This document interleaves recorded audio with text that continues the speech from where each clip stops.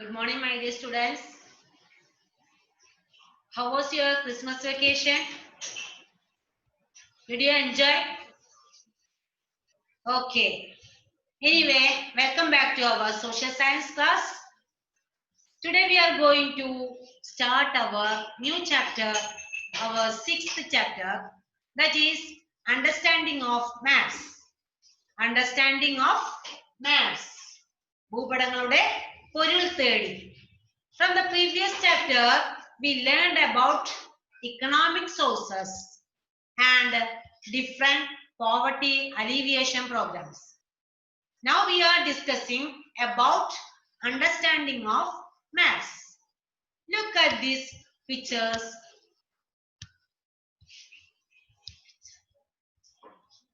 Who is this? All of you look at this picture. Who is this? This is Christopher Columbus. Who is this? Christopher Columbus.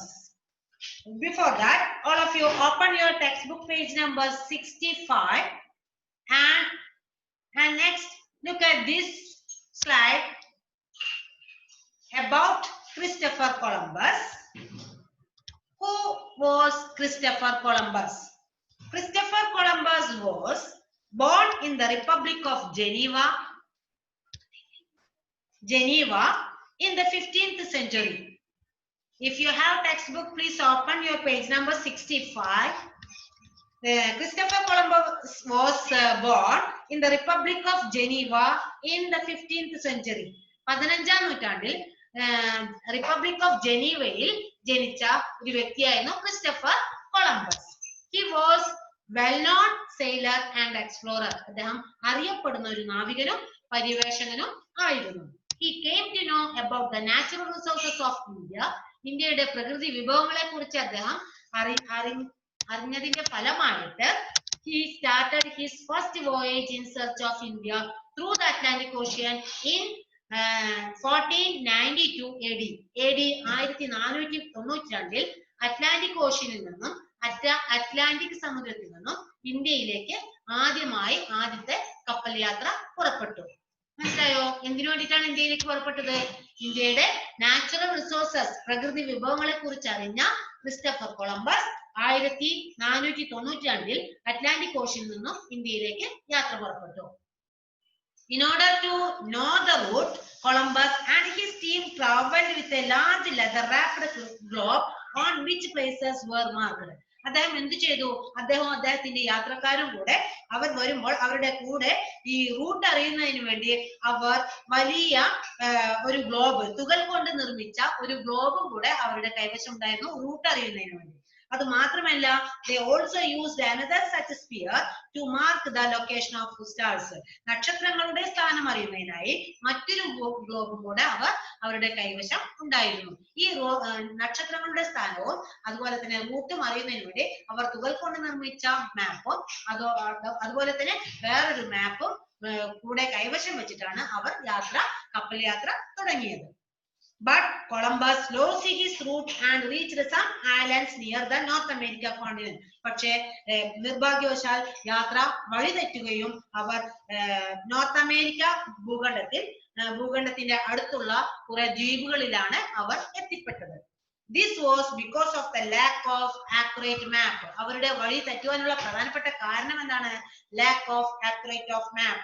മാപ്പിന്റെ കൃത്യമായിട്ടുള്ള ഒരു മാപ്പിന്റെ അഭാവമായിരുന്നു അതിനുള്ള കാരണം. and other navigational aids.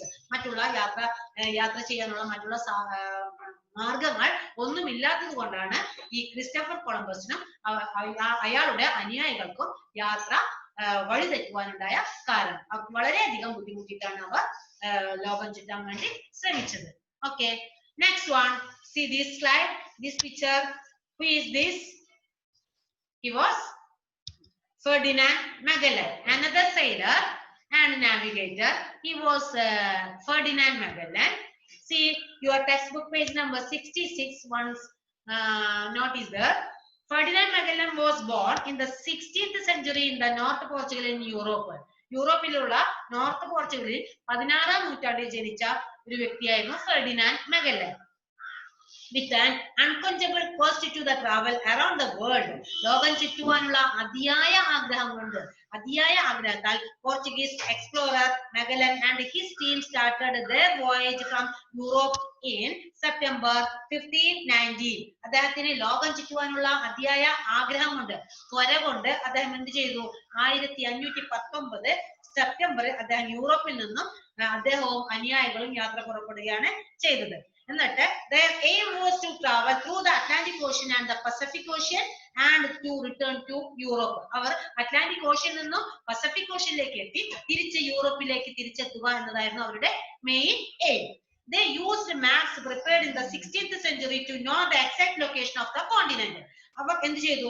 Continent അന്നത്തെ കാലത്ത് 16ാം നൂറ്റാണ്ടിൽ ഉണ്ടാക്കിയ ഒരു പ്രത്യേക തരത്തിലുള്ള എക്സാക്ട് ലൊക്കേഷൻ കാണുന്നതിന് വേണ്ടി അവർ ഒരു മാപ്പ് ഉണ്ടാക്കിയിരുന്നു. ആ മാപ്പും അവരുടെ യാത്രയിൽ അവർ ഉപയോഗിച്ചിരുന്നു. When the journey prolonged for years, ഒരുപാട് കാലം ആ യാത്ര നീണ്ടു നിൽക്കുകയും discontent arose among them, അവരുടെ ഇടയിൽ കലഹങ്ങൾ ഉണ്ടാവാനും ഇടയായി. യാത്ര അവസാനിക്കുന്നില്ല, ഒരുപാട് കാലം ആ യാത്ര തുടരുകയും ആ കപ്പലിൽ തന്നെ കലഹങ്ങൾ ഉണ്ടാകുവാനും കാരണമായി. When they reached the Philippines Islands in the Pacific Ocean, they had a war with the inhabitants of Mactan Island. And Magellan was killed in the war. അങ്ങനെ അവർ എവിടേക്ക് എത്തി? ഫിലിപ്പീൻസ് ഐലൻഡിലേക്ക് എത്തുകയും പസഫിക് ഓഷ്യന്റെ അടുത്തുള്ള ഫിലിപ്പീൻസ് ഐലൻഡിൽ എത്തിയിട്ട് അവിടെയുള്ള മാക്ടൻ ഐലൻഡിലെ ജനങ്ങളുമായിട്ട് ഒരു യുദ്ധത്തിൽ ഏർപ്പെടുകയും പിന്നീട് ആ യുദ്ധത്തിൽ മാഗല്ലൻ കൊല്ലപ്പെടുകയുമാണ് ഉണ്ടായത്. ആ യാത്ര പൂർത്തീകരിക്കാൻ സാധിച്ചില്ല. Those who survived returned to Europe in September 1522. പക്ഷേ അതിലെ അവരുടെ അദ്ദേഹത്തിന്റെ മഗല്ലൻ ഫെർഡിനാൻഡ് മഗല്ലന്റെ അനുയായികളിൽ ചിലർ അവർ 1522 സെപ്റ്റംബറിൽ യൂറോപ്പിലേക്ക് തിരിച്ചെത്താൻ സാധിച്ചു. In an age when there were no detailed maps or other facilities to know the exact route, it took 3 years for them to travel around the world. അങ്ങനെ അവർ തിരിച്ചെത്താൻ എടുത്ത സമയം എത്രയാണ്? 3 വർഷത്തോളം എടുക്കേണ്ടതായി വന്നു. അതിനുള്ള പ്രധാന കാരണം എന്താണ്? Lack of accurate map and other modern techniques. അതായത് ഈ മാപ്പിന്റെ അഭാവവും മറ്റുള്ള ആധുനിക സാങ്കേതിക വിദ്യയുടെ അഭാവവുമായിരുന്നു അവർക്ക് ശരിയായ രീതിയിൽ ലോകം ചുറ്റാൻ സാധിക്കാതെ വന്നത്. ക്ലിയർ? അപ്പൊ നമ്മൾ 2 പേര് കണ്ടു, Christopher Columbus and Ferdinand Magellan. Next, all of you look at this picture. Another one. Who is this? Lieutenant Commander Abhilash Tomy. Did you heard his name before? Abhilash Tomy.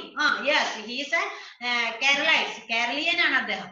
Okay, so the Indian sailor Abhilash Tomy was born at Tripunithura in the Ernakulam district of Kerala. കേരളത്തിലെ എറണാകുളം ഡിസ്ട്രിക്റ്റിലുള്ള തൃപ്പൂണിത്തുറയിലാണ് അദ്ദേഹം ജനിച്ചത്. അറിയാമോ? So he set out on a sea voyage around the world from Mumbai in November 2012. 2012 നവംബറിൽ മുംബൈയിൽ നിന്നും അദ്ദേഹം sea route അഥവാ കടൽ മാർഗത്തിലൂടെ അദ്ദേഹം യാത്ര ചെയ്തു. അദ്ദേഹവും ലോകം ചുറ്റുവാൻ വേണ്ടി ശ്രമിച്ച മറ്റൊരു വ്യക്തിയായിരുന്നു. Overcoming many challenges and route, he traveled around the world and returned to the shore of Mumbai on 31st March 2013. All of you listen here. 2013 March 31-ാം തീയതി മുംബൈയിലെ തീരത്ത് അദ്ദേഹം കുറച്ചൊക്കെ ബുദ്ധിമുട്ട് ഉണ്ടായെങ്കിൽ പോലും ഒരു പ്രത്യേകിച്ച് പ്രശ്നങ്ങളൊന്നും ഇല്ലാതെ അദ്ദേഹത്തിന്റെ യാത്ര പൂർത്തീകരിക്കാൻ വേണ്ടി അദ്ദേഹത്തിന് സാധിച്ചു. With the help of what? എന്തുകൊണ്ടായിരിക്കാം അദ്ദേഹത്തിന് യാതൊരു പ്രശ്നങ്ങളും കൂടാതെ അദ്ദേഹത്തിന് ആ ലോകം ചുറ്റുവാനുള്ള ആ യാത്ര കംപ്ലീറ്റ് ചെയ്യാൻ സാധിച്ചത്? It was with the help of accurate maps. അതായത് കൃത്യമായ മാപ്പിന്റെ സഹായത്താലാണ് അദ്ദേഹത്തിന് യാത്ര കംപ്ലീറ്റ് ചെയ്യാൻ സാധിച്ചത്. And other modern instruments that he could complete his journey. അദ്ദേഹത്തിന്റെ യാത്ര കംപ്ലീറ്റ് ചെയ്യുവാൻ വേണ്ടി അദ്ദേഹത്തിന്റെ with the help of accurate map and other modern instruments അദ്ദേഹത്തിന് സാധിച്ചു. And around the world in about 150 days without losing his way. എത്ര ദിവസം മാത്രമേ എടുക്കേണ്ടി വന്നുള്ളൂ ഈ ലോകം ചുറ്റാൻ വേണ്ടി? അദ്ദേഹം ഉപയോഗിച്ച ദിവസങ്ങളാണ് വെറും 150 ദിവസം. ഈ 150 ദിവസങ്ങൾ കൊണ്ട് അദ്ദേഹത്തിന് ഈ ലോകം മുഴുവൻ കടൽ മാർഗത്തിലൂടെ അദ്ദേഹത്തിന് ലോകം ചുറ്റാൻ വേണ്ടി സാധിച്ചു. With the help of accurate map and modern instruments. Understood? So with the help of without maths and modern techniques, Christopher Columbus and Magellan couldn't complete their journey. Understood? അവർക്ക് രണ്ടുപേർക്കും അവരുടെ ലോകം ചുറ്റുവാനുള്ള ആ യാത്ര കംപ്ലീറ്റ് ചെയ്യാൻ സാധിച്ചില്ല. But at the same time lieutenant commander Abhilash Tomy he can achieved his journey very successfully. വളരെ success ആയിട്ട് തന്നെ അദ്ദേഹത്തിന് within 150 days he can complete his voyage. അദ്ദേഹത്തിന് 150 ദിവസങ്ങൾ കൊണ്ട് തന്നെ അദ്ദേഹത്തിന്റെ യാത്ര കംപ്ലീറ്റ് ചെയ്യാൻ വേണ്ടി സാധിച്ചു. Clear? So their story, it is astonishing to note that Columbus and Magellan made the prolonged voyages when there were no maps or other sophisticated equipments with to help them in navigation. അവർക്ക് ഇത്തരം മറ്റുള്ള മാർഗങ്ങൾ ഒന്നും ഇല്ലാത്തത് കൊണ്ടാണ് അവർക്ക് യാത്ര complete ചെയ്യാൻ സാധിക്കാഞ്ഞത്. But at the same time, from Abhilash Tommy's note, we can clear that with the help of accurate and detailed map and modern technology, one can travel around the world without losing any way. കണ്ടോ, യാതൊരു വക ബുദ്ധിമുട്ടും കൂടാതെ ഈ accurate മാപ്പ്, clear ആയിട്ടുള്ള മാപ്പിന്റെയും modern ടെക്നോളജിയുടെയും സഹായത്താൽ Abhilash ടോമിക്ക് only 150 days 150 ദിവസത്തിന്റെ ഉള്ളിൽ അദ്ദേഹത്തിന് ലോകം ചുറ്റാൻ സാധിച്ചു. Clear? So today we are going to discuss about the importance of map. എന്താണ് ഈ മാപ്പിന്റെ പ്രാധാന്യത്തെ കുറിച്ചാണ് നമ്മൾ ഇന്ന് പഠിക്കാൻ പോകുന്നത്. അപ്പോൾ മാപ്പ് ഉള്ളത് കൊണ്ട് എന്ത് സംഭവിച്ചു, മാപ്പിന്റെ ലാക്ക് കാരണം, അഭാവം കാരണം എന്ത് സംഭവിച്ചു എന്ന് നമുക്ക് മനസ്സിലായി. Clear? So your next topic is importance of maps. Maps are the important tools for geographers. ഭൂമിശാസ്ത്രകാരന്മാരുടെ പ്രധാനപ്പെട്ട ആയുധമാണ് എന്ത്, map. Without map we can't do anything. ഒന്നും ചെയ്യാൻ കഴിയില്ല. അവർക്ക് മാപ്പ് വേണം. മാപ്പ് ഇല്ലെങ്കിൽ അവർക്ക് ഒന്നും തന്നെ ചെയ്യാൻ സാധിക്കില്ല. സോ വാട്ട് ഈസ് മാപ്പ്? എന്താണ് ഈ മാപ്പ് എന്ന് പറയുന്നത്? ഭൂപടങ്ങൾ എന്നാൽ എന്ത്? അതാണ് ഇനി നമ്മൾ അടുത്ത് പഠിക്കാൻ പോകുന്നത്. മാപ്പ് എന്നാൽ എന്ത്? ഇത് ഇമ്പോർട്ടന്റ് ക്വസ്റ്റ്യൻ ആണ്. all of you study this answer. What is map? True representation of the features of the earth surface on a two-dimensional plane is called a map. എന്തിനാണ് മാപ്പ് എന്ന് പറയുന്നത്? ഭൂപ്രദേശങ്ങളെ ദ്വിമാന പ്രതലത്തിൽ ചിത്രീകരിക്കുന്നതിനെയാണ് ഭൂപടങ്ങൾ അഥവാ മാപ്പ് എന്ന് പറയുന്നത്. What is map? Map is true representation of the features of the earth surface on a dimensional plane is called a map. Clear? All of you look at this slide. What is map? Map is true representation of the features of the earth surface on a two-dimensional plane is called a map.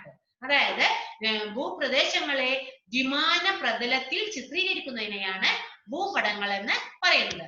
Clear? So see these maps. Next look at this picture. Maps showing the detailed information about the earth's feature have become inevitable in the modern world. Maps can be used in different fields. എന്തെല്ലാം ഫീൽഡിലാണ് നമ്മൾ ഈ മാപ്പുകൾ ഉപയോഗിക്കുന്നത്? ഏതെല്ലാം ആവശ്യങ്ങൾക്ക് വേണ്ടി, ആരെല്ലാമാണ് മാപ്പുകൾ ഉപയോഗിക്കുന്നത്? See this picture. First one, learning geography. അതായത് ഭൂമിശാസ്ത്രപരമായിട്ടുള്ള പഠനത്തിന് വേണ്ടി മാപ്പുകൾ നമ്മൾ ഉപയോഗിക്കുന്നുണ്ട്. സെക്കൻഡ്, ഡിഫൻസ്, പ്രതിരോധ മേഖലയ്ക്ക് വേണ്ടി നമ്മൾ മാപ്പുകൾ ഉപയോഗിക്കും. നെക്സ്റ്റ് വൺ, ടൂറിസം, വിനോദസഞ്ചാര മേഖലയ്ക്ക് വേണ്ടി നമ്മൾ മാപ്പുകൾ ഉപയോഗിക്കും. അഡ്മിനിസ്ട്രേഷൻ, ഭരണനിർവഹണത്തിന് വേണ്ടിയിട്ട്, ഭരണനിർവഹണ മേഖലയ്ക്ക് വേണ്ടി നമ്മൾ മാപ്പുകൾ ഉപയോഗിക്കും. ട്രാൻസ്പോർട്ട്, ഗതാഗത മാർഗത്തിന് വേണ്ടിയിട്ട്, ഗതാഗത മേഖലയ്ക്ക് വേണ്ടി നമ്മൾ മാപ്സ് ഉപയോഗിക്കും. അഗ്രികൾച്ചർ, കൃഷി, കാർഷിക മേഖലയ്ക്ക് വേണ്ടി നമ്മൾ മാപ്പ് ഉപയോഗിക്കുന്നു. ആൻഡ് ഇൻഡസ്ട്രി, വ്യാവസായിക മേഖലയ്ക്ക് വേണ്ടിയിട്ട് നമ്മൾ മാപ്പുകൾ ഉപയോഗിക്കുന്നു. These are the important fields where we can use the map. ഇതൊക്കെയാണ് പ്രധാനപ്പെട്ട മാപ്പുകൾ. മാപ്പുകൾ ഉപയോഗിക്കുന്ന പ്രധാനപ്പെട്ട മേഖലകൾ. Understood? So in order to learn various concepts, different types of maps are used. അപ്പോൾ നമുക്ക് ഇനി നമ്മൾ പഠിക്കാൻ പോകുന്നത്, പണ്ട് കാലത്ത് പല തരത്തിലുള്ള മാപ്പുകളും ഉണ്ടായിരുന്നു. എങ്ങനെയുള്ള മാപ്പുകളാണ് ഉണ്ടായിരുന്നത്? എന്തിനു വേണ്ടിയായിരുന്നു അത്തരം മാപ്പുകളെല്ലാം? എങ്ങനെയാണ് അവർ അത്തരം മാപ്പുകൾ, പണ്ടത്തെ കാലത്ത് മാപ്പുകൾ പ്രിപ്പയർ ചെയ്തത് എന്ന് നമുക്ക് നോക്കാം. Let us examine who else other than students and teachers use maps. അതായത് നമുക്കറിയാം ആരൊക്കെയാണ് സാധാരണ മാപ്പുകൾ ഉപയോഗിക്കുക. only students and teachers. അധ്യാപകരും വിദ്യാർത്ഥികളും മാത്രമേ നമ്മൾ മാത്രമേ മാപ്പുകൾ ഉപയോഗിക്കുകയുള്ളൂ എന്നാണ് നമ്മുടെ അറിവ്. പക്ഷേ അത് മാത്രമല്ല, മാപ്പുകൾ ഉപയോഗിക്കുന്നവർ ആരെല്ലാമാണ്? ഒരുപാട് വ്യക്തികൾ മാപ്പുകൾ ഉപയോഗിക്കുന്നുണ്ട്. അവരുടെ ജോലിയുടെ ഭാഗമായി അവർ മാപ്പുകൾ ഉപയോഗിക്കുന്നുണ്ട്. ആരെല്ലാമാണ് ഈ മാപ്പുകൾ ഉപയോഗിക്കുന്നത്? എന്തിനു വേണ്ടിയാണ്? എന്തെല്ലാം തരത്തിലുള്ള മാപ്പുകൾ ഉണ്ട് എന്ന് നമുക്ക് നോക്കാം. എന്തൊക്കെ മാപ്പുകളാണ് പണ്ടത്തെ കാലത്തെ മാപ്പുകൾ നോക്കാം. First one, see Mesopotamian map. Look at this picture. First map is clay plate, that is clay plate or Mesopotamian map.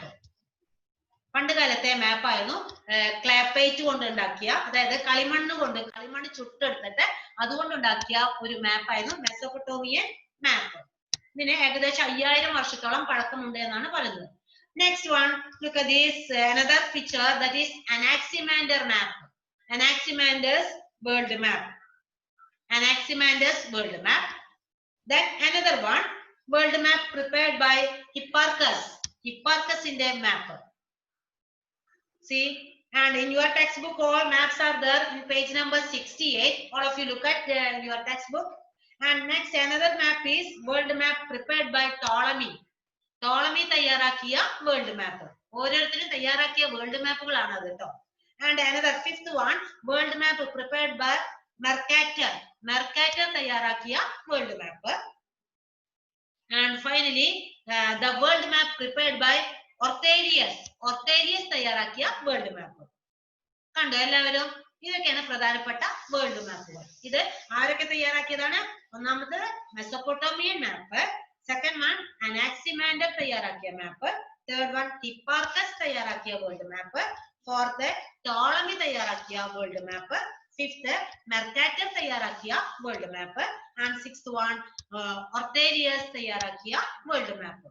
എല്ലാ മാപ്പുകളും കണ്ടില്ലേ നിങ്ങള്? So all maps are very different. It is believed that the history of maps are old as human civilization. ഇതിൽ നിന്ന് നമുക്ക് മനസ്സിലാക്കാൻ കഴിയും എന്താണ്?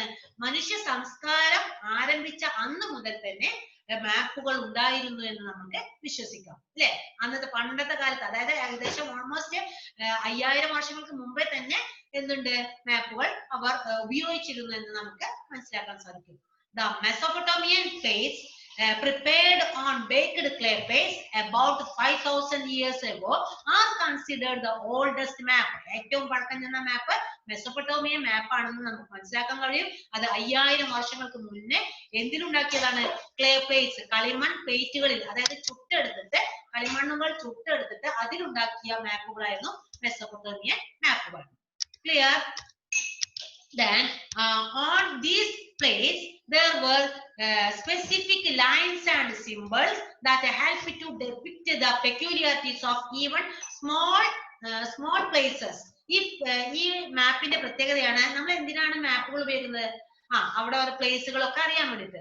അപ്പോൾ ഈ സ്മോൾ പ്ലേസസ്, ചെറിയ സ്ഥലങ്ങൾ പോലും അവർക്ക് കണ്ടെത്താൻ എന്തുപയോഗിച്ചിരുന്നു?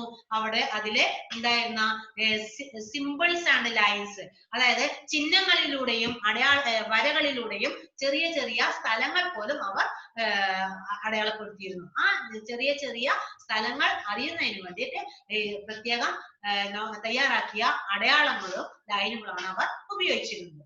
Clear? So maps were prepared on leather and bronze plate during the period of the Greek philosopher Anaximander. ഇനി അനാക്സിമാൻഡർ ഗ്രീക്ക് ഫിലോസഫർ ആണ്, അതായത് ഗ്രീക്ക് തത്വചിന്തകനായ അനാക്സിമാൻഡറുടെ രണ്ടാമത്തെ മാപ്പ് വരുമ്പോഴേക്കും അയാൾ എന്തുകൊണ്ടാണ് മാപ്പ് ഉണ്ടാക്കിയത്? അദ്ദേഹം ലെതർ കൊണ്ട്, തുകൽ കൊണ്ടും അതുപോലെ തന്നെ ബ്രോൺസ് പ്ലേറ്റുകളിലുമായിരുന്നു അനാക്സിമാൻഡർ മാപ്പുകൾ ഉണ്ടാക്കിയിരുന്നത്. അതിൽ നിന്നും വളരെ ഡിഫറെന്റ് ആണ് അല്ലെ നമ്മൾ ഇന്ന് കാണുന്ന മാപ്പുകൾ. പണ്ടത്തെ കാലത്തെ മാപ്പുകളെ കുറിച്ചാണ് നമ്മൾ പഠിക്കുന്നത്. So Anaximander's he prepared on leather and bronze plates during the period of the Greek philosopher Anaximander. Clear? Who is believed to have prepared the first map? അപ്പൊ who prepared the first map? ആദ്യമായിട്ട് മാപ്പ് തയ്യാറാക്കിയത് ആരാണെന്നാണ് പറയുന്നത്? Anaximander. not a Mesopotamian map. First map എന്ന രീതിയിൽ അറിയപ്പെടുന്നത് അനാക്സിമാൻഡറുടെ മാപ്പാണ്. അതെല്ലാവരും not ചെയ്യുക. who believed that who is prepared the first map? Anaximander, Greek philosopher Anaximander. Clear?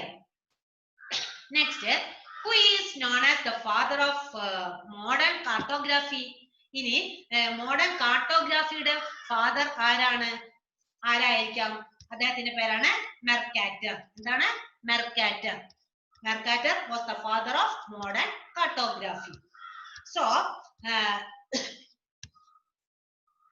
listen, all of you look at this.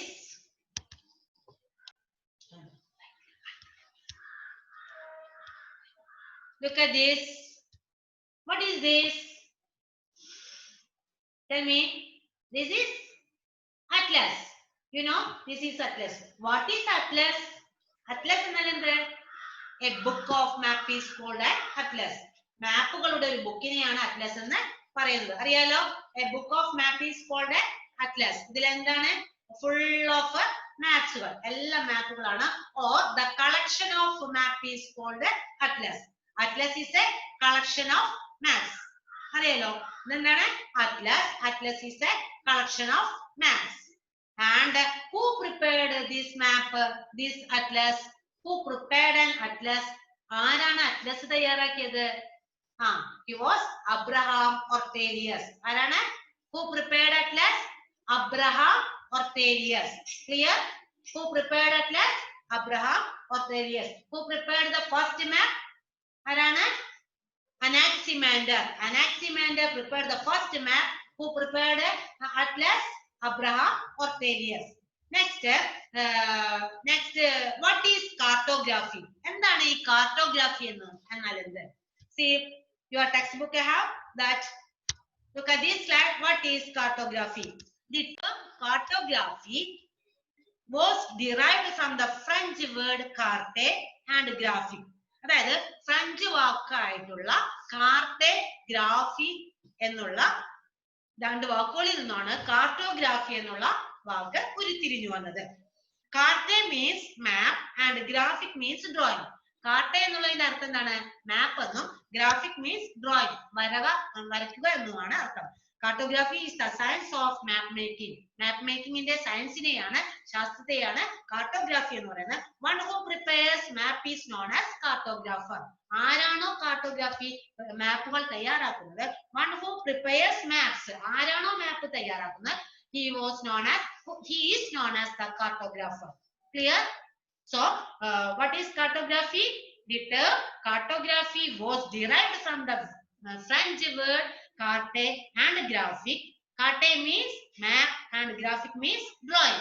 All of you study this part very well. And cartography is the science of map making. One who prepares map is known as the cartography. Okay? Cartographer. Clear?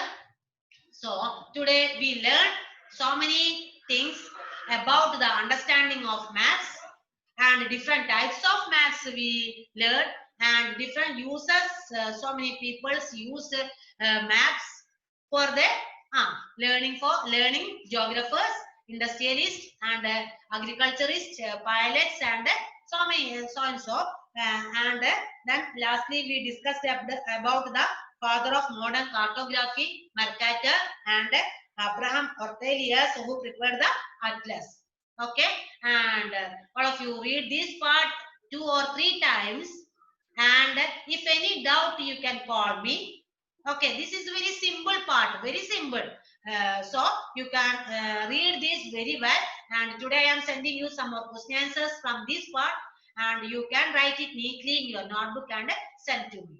Okay, thank you. We will meet again. Thank you. Have a nice day.